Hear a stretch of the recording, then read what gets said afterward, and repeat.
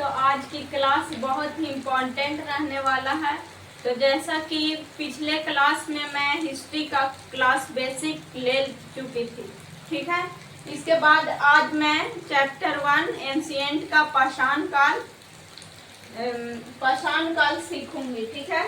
तो देखिए, पाषाण काल को 3 भागों में बांटा गया है, ठीक है।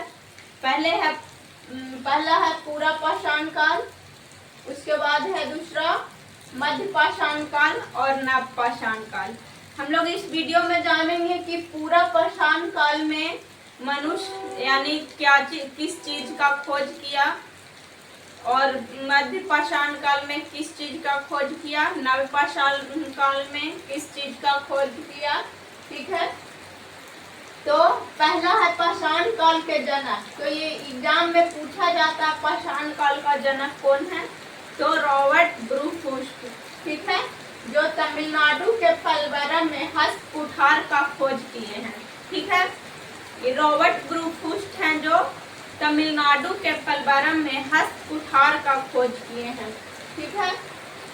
हस्त कुठार क्या है, तो हस्त कुठार बड़े पत्थर है, बड़ा पत्थर, यानी जो उस समय यानी मध्य पाषाण काल में बड़े बड़े पत्थर का उपयोग किया जाता था, उसे हम यानी हस्त कुठार कहा जाता था। बड़े बड़े पत्थर का उपयोग किया जाता था मध्य पाषाण काल में, तो उसी का खोज रॉबर्ट ब्रूफुस्ट ने किए हैं। तो आपका एग्जाम में पूछा जाएगा कि हस्त कुठार का खोज किसने किए, तो रॉबर्ट ब्रूफुस्ट, ठीक है। अब आइए पूरा पाषाण काल को बेहतरीन ढंग से समझते हैं, और इसमें कुछ एनसीईआरटी बुक से भी लाइन लिए हैं, ठीक है।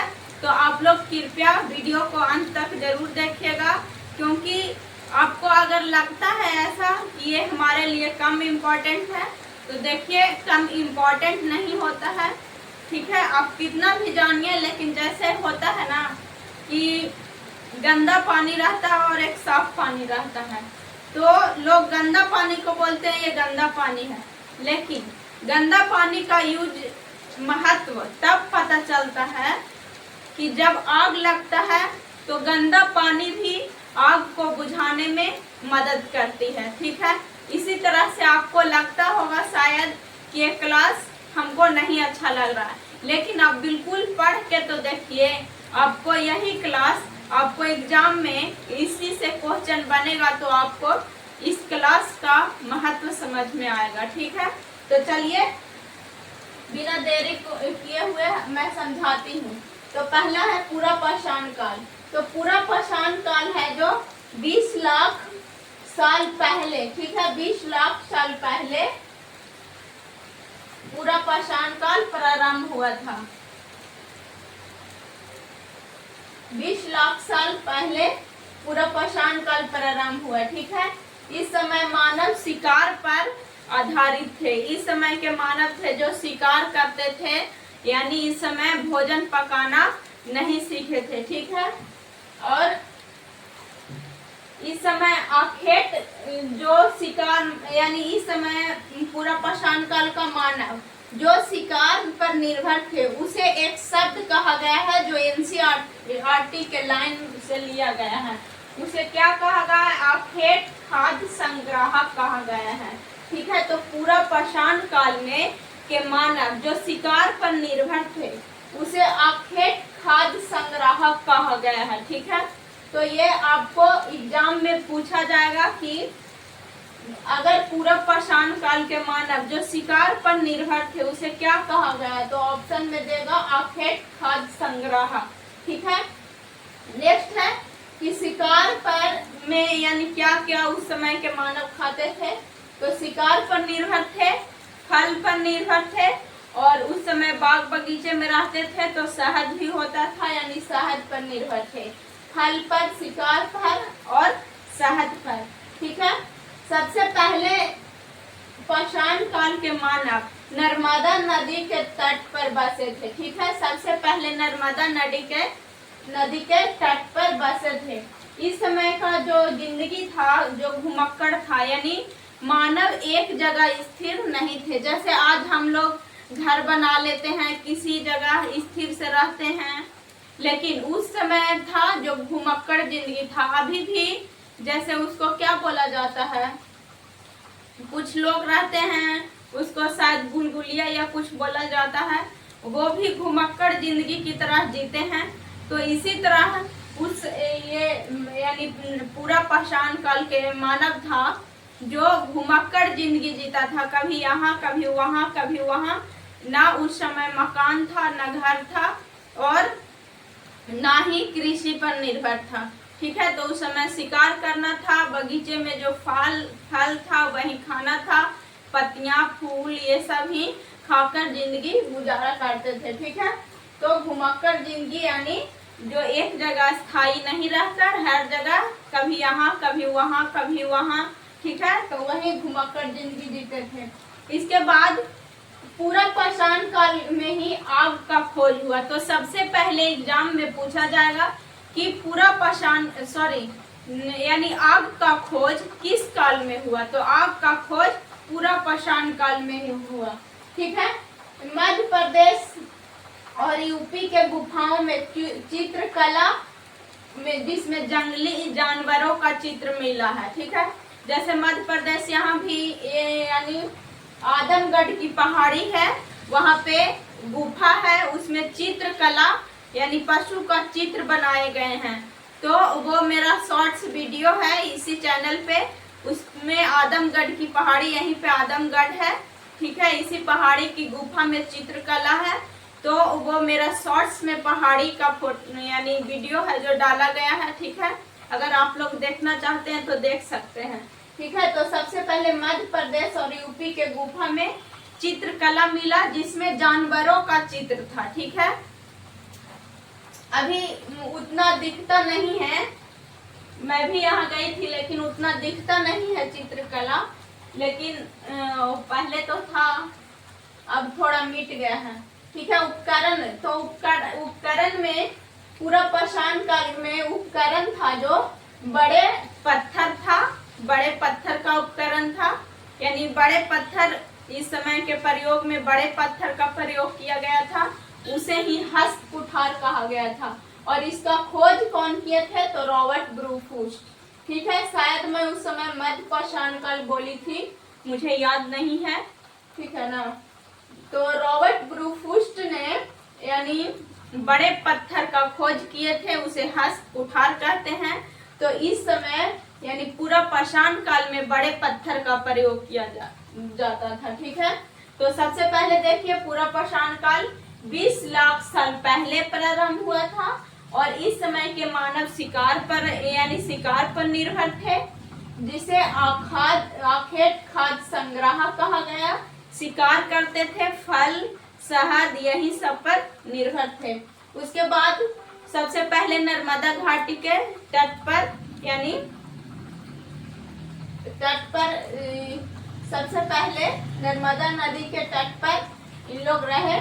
उसके बाद घुमक्कड़ जिंदगी, इन लोग के जिंदगी में यानी स्थिर कहीं जगह नहीं था, एक स्थान पर नहीं रहते थे, घुमक्कड़ जिंदगी था। यानी कभी यहाँ कभी वहाँ कभी वहाँ, यानी जिस जंगल से फल फूल खत्म हो जाते थे, लकड़ियाँ यानी जो पत्ते ये सब थे उस समय तो खत्म हो जाते थे, तो दूसरे जगह पे चले जाते थे। ठीक है, और उसके बाद सबसे पहले आग का भी खोज पूरा पाषाण काल में ही हुआ, और मध्य प्रदेश और यूपी में चित्रकला मिला जिसमें जानवर का चित्र है। ठीक है, जंगली जानवर का चित्र है।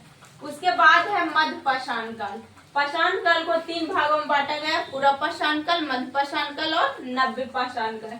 तो मध्य पाषाण काल को मेसोलिथिक कहा जाता है। कभी कभी एग्जाम में दे देगा मेसोलिथिक, तो समझ जाइएगा मध्य पाषाण काल को मेसोलिथिक कहते हैं। इसमें माइक्रोलिथ यानी छोटे पत्थर का प्रयोग किया गया है। ध्यान रखिएगा कि यानी पूरा पाषाण काल में बड़े पत्थर हस्त कुठार उसे कहा गया, और मध्य पाषाण काल में छोटे पत्थर यानी उसको माइक्रोलिथिक कहा गया। ठीक है, 12,000 वर्ष पहले जलवायु में, याद रखिएगा इस लाइन को, जलवायु में परिवर्तन हुआ जिससे तापमान में वृद्धि हुआ और हिम युग की समाप्ति हुई। हरे मैदान में वृद्धि हुई जिससे शाकाहारी जीवों की संख्या बढ़ गया। ये एनसीईआरटी का, ये बिल्कुल एनसीईआरटी का लाइन है, आप लोग इसको ध्यान रखिएगा कि 12,000 वर्ष पहले जलवायु में परिवर्तन हुआ। जब जलवायु में परिवर्तन हुआ तो तापमान में वृद्धि हुआ। ठीक है, जैसे ही जलवायु में परिवर्तन हुआ तो ताप बढ़ गए और ताप बढ़ने से हिम युग की समाप्ति हो गई। यानी उस समय हिम युग था, पूरा बर्फीला था, तो वो समाप्त हो गया। तो हिम युग समाप्त हुआ तो हरे मैदान में वृद्धि हुआ। यानी हिम युग जैसे ही समाप्त हुआ तो घास भूसा पेड़ पौधे उगने लगे, तो हरे मैदान में वृद्धि हो गई जिससे शाकाहारी जीवों की संख्या बढ़ गया। ठीक है, इसके बाद सबसे पहले पालतू पशु यानी मध्य पाषाण काल में पालतू पशु बनाया गया। और पालतू पशु में भी आपको यानी एग्जाम में दे देगा कि गाय को बनाया गया, भैंस को, बकरी को, कुत्ता को। तो सबसे पहले मानव पालतू पशु कुत्ता को बनाए हैं। ठीक है, सबसे पहले कुत्ता को, उसके बाद भेड़ और बकरी को। ठीक है, सबसे पहले पालतू पशु मध्य पाषाण काल में कुत्ता को बनाया गया, उसके बाद भेड़ और बकरी को। ठीक है, इसका साक्ष, पशुपालन का साक्ष कहाँ से मिला? तो पशुपालन का साक्ष राजस्थान के बागोल और मध्य प्रदेश के आदमगढ़, जैसा कि मैं बताई थी कि यहीं पे आदमगढ़ है, उसका वीडियो आपको शॉर्ट्स में डाला हुआ है। ठीक है, तो राजस्थान के बागोल और मध्य प्रदेश के आदमगढ़ से मिला है पशुपालन का साक्ष्य। ठीक है, पशुपालन भोजन भंडारण का तरीका है, चलते फिरते खाद्य भंडार है। ठीक है, तो ये एनसीईआरटी का लाइन है कि पशुपालन भोजन भंडारण का तरीका है, यह चलते फिरते खाद्य भंडार है। ठीक है, पशुपालन यानी पशुपालन है जो भोजन भंडारण का तरीका है या चलते फिरते खाद्य भंडार है। यानी कहीं भी शिकार करके पशु से इस समय के लोग हैं जो अपना भोजन भंडार करके रखते थे और खाते थे। तो वही लाइन लिखा गया एनसीईआरटी में। तो देखिए पाषाण, पूरा पाषाण काल देखे, मध्य पाषाण काल देखे, इसके बाद देखते हैं नव पाषाण काल।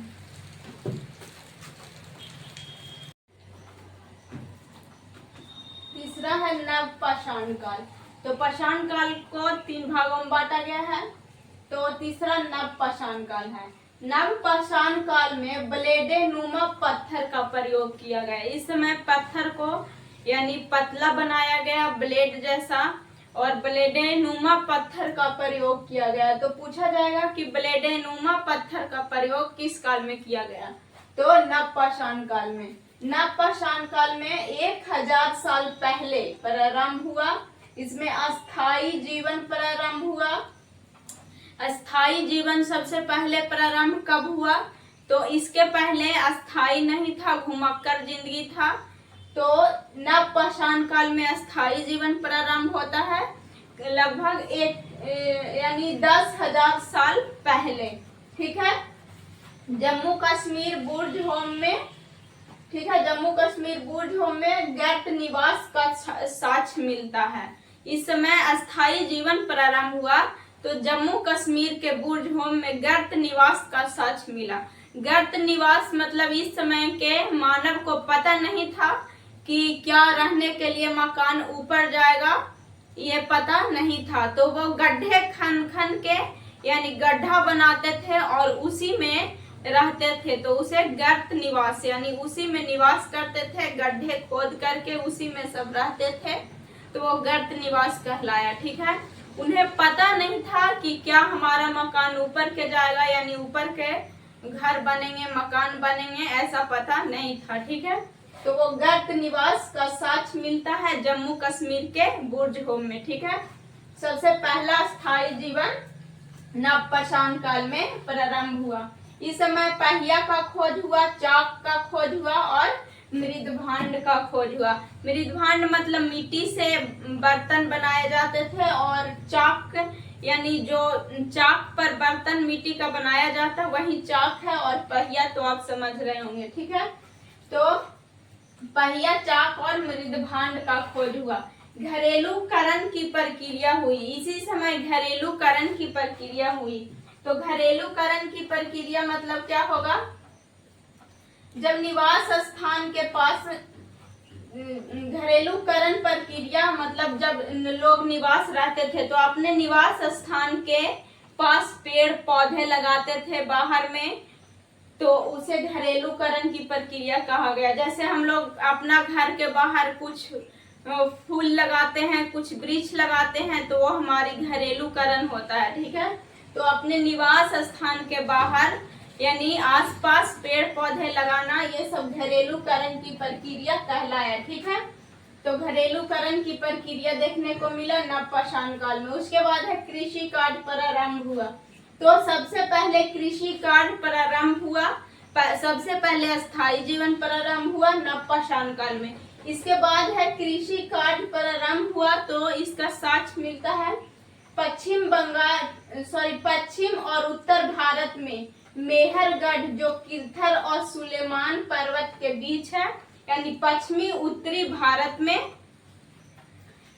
मेहरगढ़ जो किरथर और सुलेमान पर्वत के बीच है, मेहरगढ़। ठीक है, तो ईरान जाने के रास्ते पर बोलन दर्रा के निकट स्थित है। ठीक है, यहीं से हमारा कृषि कार्य प्रारंभ हुआ। तो पूछा जाएगा कि कृषि कार्य प्रारंभ हुआ तो मेहरगढ़, ठीक है, मेहरगढ़ स्थान, और इसमें पर्वत पूछेगा अगर कि मेहरगढ़ किस पर्वत के निकट है, तो किरथर और सुलेमान पर्वत के बीच में स्थित है।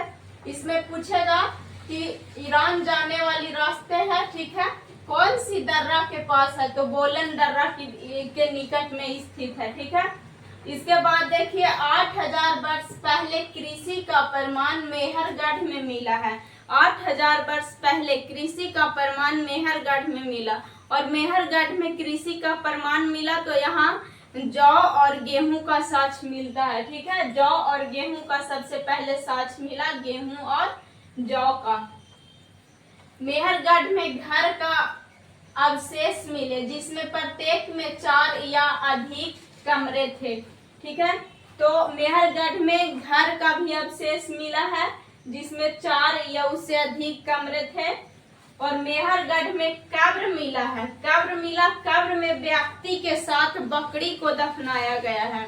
यानी आज अभी वर्तमान में जैसे मृत्यु होती है तो उसके साथ उसके कपड़े दफनाए जाते हैं, और कुछ सोना चांदी ये सब कुछ यानी धातु तो दफनाए जाते हैं। उसी तरह से उस समय यानी मेहरगढ़ में एक कब्र मिला है, और उसमें व्यक्ति के साथ बकरी को दफनाया गया। शायद माना गया होगा कि मरने के बाद इसे खाएगा, इसी तरह से माना गया होगा। तो बकरी का साथ यानी व्यक्ति के साथ बकरी को भी दफनाया गया है। ठीक है, पूरा पाषाण काल में यानी नर्मदा नदी के किनारे 4700 वर्ष पूर्व, ठीक है, 47 वर्ष पूर्व नर्मदा नदी के किनारे, और सिंधु और उसके सहायक नदी के किनारे 25 वर्ष पूर्व गंगा घाटी में सभ्यता का विकास हुआ।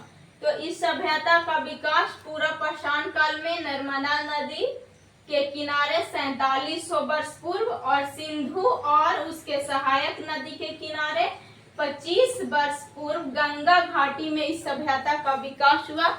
ये एनसीईआरटी का लाइन है। ठीक है, इसमें अधिकतर पूरा एनसीईआरटी का है। ठीक है, और थोड़ी सी एडवांस लेवल है। ठीक है, यहाँ धान का प्राचीनतम साक्ष्य मिला, यहाँ धान का भी साक्ष्य मिला है, यानी कोल्डिहवा यूपी में है, वहां से धान का भी साक्ष्य मिला है। ठीक है, बिहार के छपरा में चिरांद और वैशाली चेचर है। ठीक है, प्रमुख स्थल है बिहार के छपरा में चिरांद और वैशाली में चेचर, ये सब इस समय का प्रमुख स्थल है। तो बिहार में पूछा जाएगा तो छपरा में चिरांद और वैशाली में चेचर। तो देखिए पुनः देखते हैं। तो पहला, नवपाषाण काल में ब्लेडेनुमा पत्थर का प्रयोग किया गया 10,000 साल पहले। नवपाषाण काल अस्थाई जीवन प्रारंभ हुआ, जिसमें जम्मू कश्मीर के बुर्ज होम में गर्त निवास का साक्ष्य मिला, यानी गड्ढे खोदकर इस समय के लोग निवास करते थे। उसके बाद पहिया, चाक और मृदभांड का खोज हुआ। मिट्टी का बर्तन, पहिया और चाक जिस पर बर्तन बनाए जाते हैं मिट्टी का। घरेलूकरण की प्रक्रिया, जब लोग निवास करते थे तो बाहर निवास स्थान पर बाहर पेड़ पौधे लगाते थे, तो वो घरेलूकरण की प्रक्रिया कहलाई। और कृषि कार्य प्रारंभ हुआ, तो पश्चिम उत्तर भारत के में मेहरगढ़ है, ठीक है। तो पश्चिम उत्तर भारत में मेहरगढ़ में किरथर और सुलेमान पर्वत के बीच स्थित है मेहरगढ़। तो पूछा जाएगा कि किस पर्वत के बीच, तो किरथर और सुलेमान पर्वत के बीच। ईरान जाने की रास्ता है, ईरान इसी से जाता है ईरान में, ठीक है। तो बोलन दर्रा के निकट स्थित है। दर्रा पूछेगा तो बोलन दर्रा। 8000 वर्ष पहले कृषि का प्रमाण मेहरगढ़ में गेहूं और जौ का साक्ष्य मिला है, ठीक है। मेहरगढ़ में घर का अवशेष मिले हैं जिसमें 4 से अधिक कमरे थे। और मेहरगढ़ में कब्र मिला जिसमें व्यक्ति के साथ बकरी को भी दफनाया गया था। इसके बाद है पूरा पाषाण काल में नर्मदा नदी के किनारे 4700 वर्ष पूर्व सिंधु और उसके सहायक नदी के किनारे तथा 2500 वर्ष पूर्व गंगा घाटी में इस सभ्यता का विकास हुआ है, ठीक है। नर्मदा नदी तो 4700 ईस्वी पूर्व और सिंधु उसके सहायक नदी तो 2500 ईस्वी पूर्व में, ठीक है। तो धान की प्राचीनतम साक्ष्य कोल्डिहवा यूपी में मिला है। और बिहार के छपरा इस समय का प्रमुख स्थल है।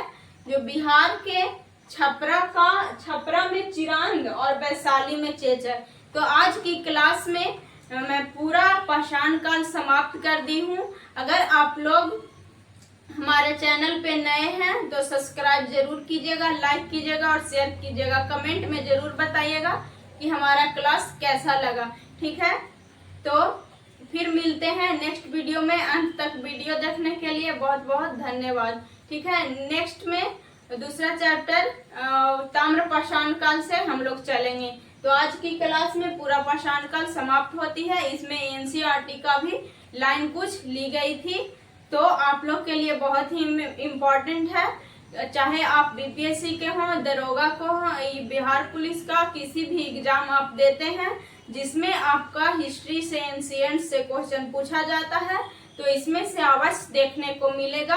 आप एग्जाम के बाद जरूर देखिएगा वीडियो को, यानी आपको अगर डाउट हो तब तो जरूर देखिएगा कि यहाँ से क्वेश्चन मिलता है। अगर आप कमेंट में बताइएगा तो इस चैप्टर से मैं क्वेश्चन कथन कारण वाला भी लाकर दूंगी, ठीक है। तो कमेंट जरूर कीजिएगा।